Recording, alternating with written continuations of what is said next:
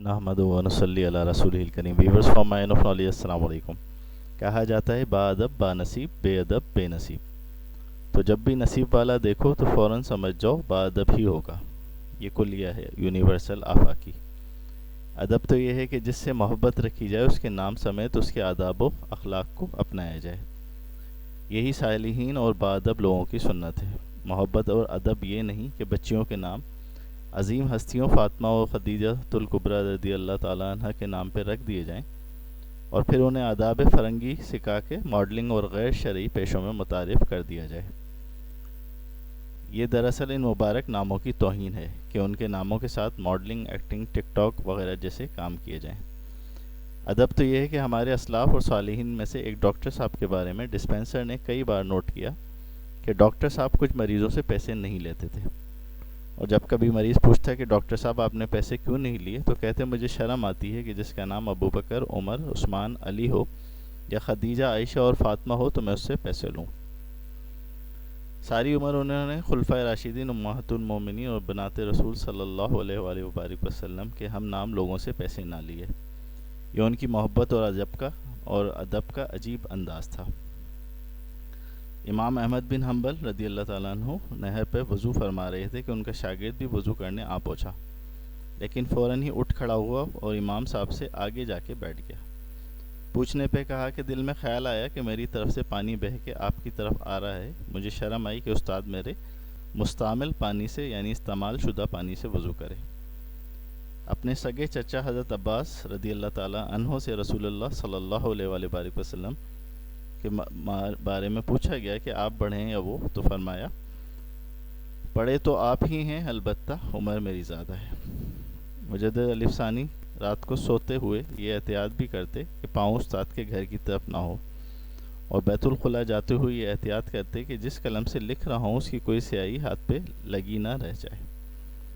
ادب کا یہ انداز اسلامی تہذیب کا توراہ امتیاز ہے، اور یہ کوئی بر صغیر کے ساتھ ہی خاص نہیں بلکہ جہاں جہاں بھی اسلام گیا اس کی تعلیمات کے زیر اثر ایسی ہی تعلیم اور تہذیب پیدا ہوئی جس میں بڑوں کے ادب کو خاص اہمیت حاصل تھی. کیونکہ رسول اللہ صلی اللہ علیہ وآلہ وسلم کا یہ ارشاد تو سب کو یاد تھا کہ جو بڑوں کا ادب نہیں کرتا اور چھوٹوں سے پیار نہیں کرتا وہ ہم میں سے نہیں ہے. ابھی زیادہ زمانہ نہیں گزرا کہ لوگ ماں باپ کے برابر بیٹھنا، ان کے آگے چلنا، ان سے اونچا بولنا برا سمجھتے تھے اور ان کے حکم پہ عمل کرنا اپنے لیے فخر جانتے تھے. اس کے صدقے اللہ سبحانہ و تعالیٰ انہیں نوازتا بھی تھا. اسلامی معاشروں میں یہ بات مشہور تھی کہ جو چاہتا ہے کہ اللہ اس کے رزق میں اضافہ کرے وہ والدین کے ادب کا حق ادا کرے، اور جو یہ چاہتا ہے کہ اللہ سبحانہ و تعالیٰ اس کے علم میں اضافہ کرے تو وہ استاد کا ادب کرے. ایک دوست کہتے ہیں میں نے بڑی مشقت سے پیسہ اکٹھا کیا اور پلاٹ لے لیا. والد صاحب نے کہا بیٹا تمہارا فلاں بھائی کمزور ہے، پلاٹ اگر تم اسے دے دو تو میں تمہیں دعائیں دوں گا. حالانکہ وہ بھائی والدین کا نافرمان تھا. اس دوست کا کہنا ہے کہ عقل نے بڑا سمجھایا کہ کام کرنا حماقت ہے، مگر میں نے عقل سے کہا اچھا ہے دل کے پاس رہے پاسبان عقل، لیکن کبھی کبھی اسے تنہا بھی چھوڑ دے.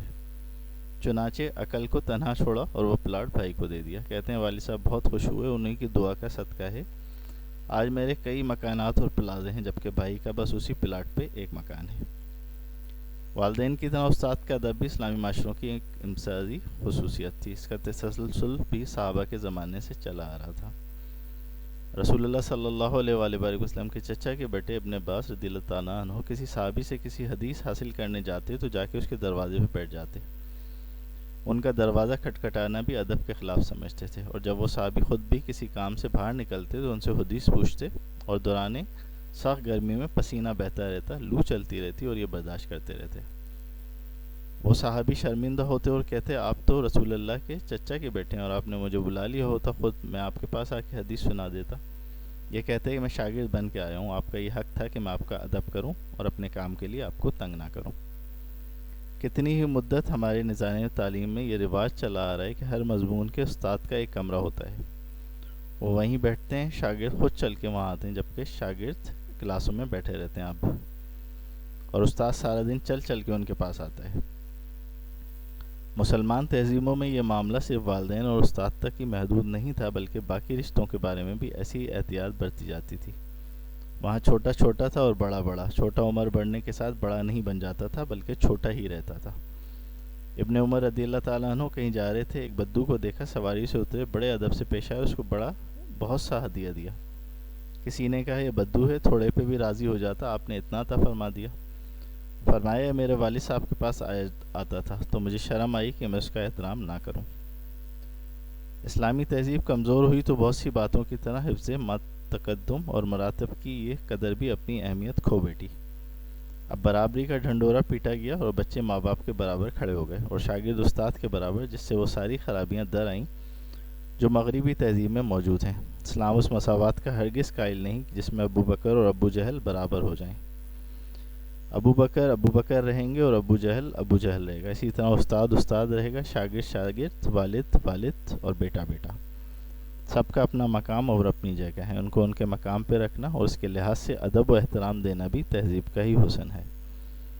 مغربی تہذیب کا مسلمان معاشروں پہ سب سے بڑا وار اسی راستے سے ہوا ہے، جبکہ مسلمان عریانی اور فحاشی کو سمجھ رہے ہیں، اور عریانی اور فحاشی کا برا ہونا سب کو سمجھ میں آتا ہے، اس لیے اس کے خلاف عمل کرنا آسان ہے، جبکہ حفظ مراتب اور محبت کے آداب کی اہمیت کا سمجھنا بہت مشکل ہے، اس لیے ایک قدر تیزی سے روبہ زوال ہو رہی ہے۔